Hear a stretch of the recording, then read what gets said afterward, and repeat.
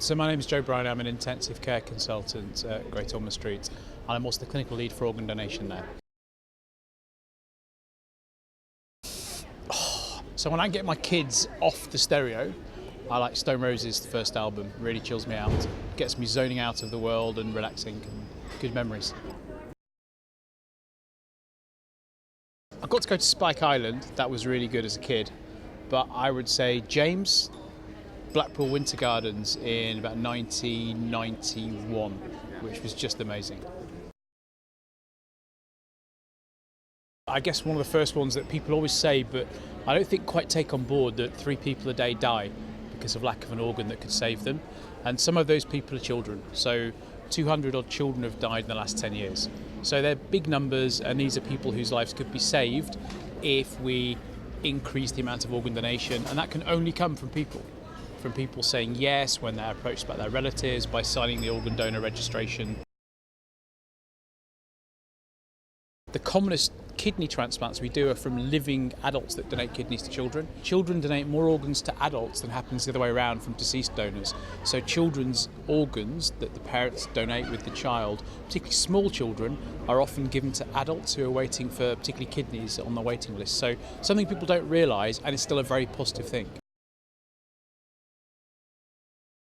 I guess purely because of the lack of people donating organs, and I think that's a real tough thing because people have this hope hanging there, and for some people getting the chance of a correct organ can be a difficult thing because blood groups are difficult, particularly for children, which is the world I work in.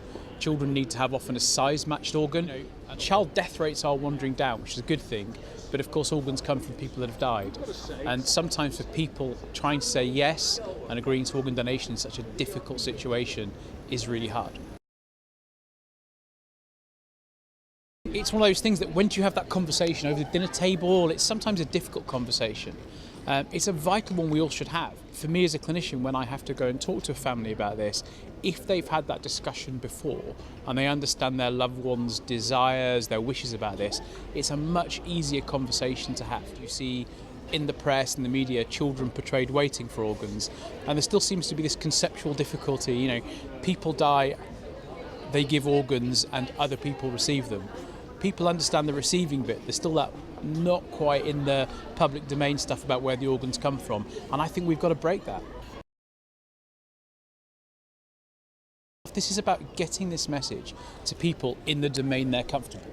And I think an arts-based campaign that can access particularly young people is crucial, because dry old people like me talking about it on, programs on the radio about organ donation, who's going to listen to that? But if you get to people in their world, in sort of stuff they're doing, they're enthused and have this kind of, as part of a message, this is a really positive thing, this is a good thing, and can trigger that discussion, trigger people to do things like register on the register, that's really good. So I'd be very supportive of this.